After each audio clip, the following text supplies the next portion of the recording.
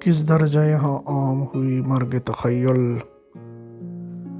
ہندی بھی فرنگی کا مقلد اجمی بھی۔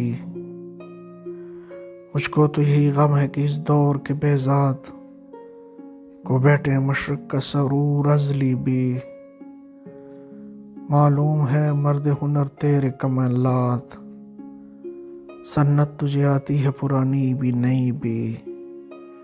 فطرت کو دکھایا بھی ہے دیکھا بھی ہے تو نے، آئینہ فطرت میں دکھا اپنی خودی بھی۔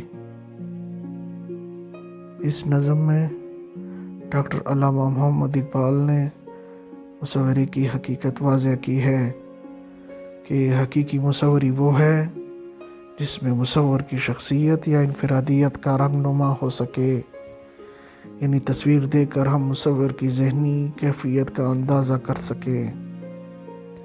علامہ صاحب کہتے ہیں کہ ہندوستان کے مصوروں میں تخیل کا فقدان ہے، وہ سب مغرب کے فنکاروں کی تقلید کرتے ہیں، اپنی حریت فکر کا اظہار نہیں کرتے، ان کی ذہنیت پست ہے، اس لیے وہ تصویر میں کوئی ندرت پیدا نہیں کر سکتے۔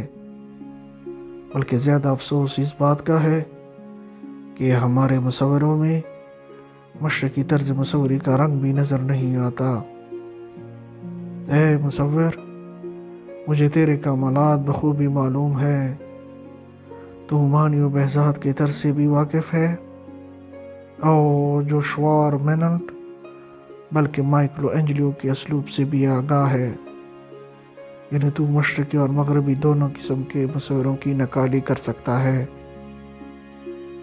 نیز تو نے اپنی تصویر میں فطرت کو دکھایا بھی ہے اور دیکھا بھی ہے، لیکن یہ کافی نہیں ہے، تو اپنی تصاویر میں اپنی خودی کو بھی تو ظاہر کر، یعنی ایسے تصویر پیش کر کہ جن سے تیری انفرادیت کا اظہار ہو سکے، کیونکہ آرٹ نقالی کا نام نہیں ہے بلکہ وجود تخیلات کو مختلف رنگوں کے ذریعے سے واضح کرنے کا نام ہے۔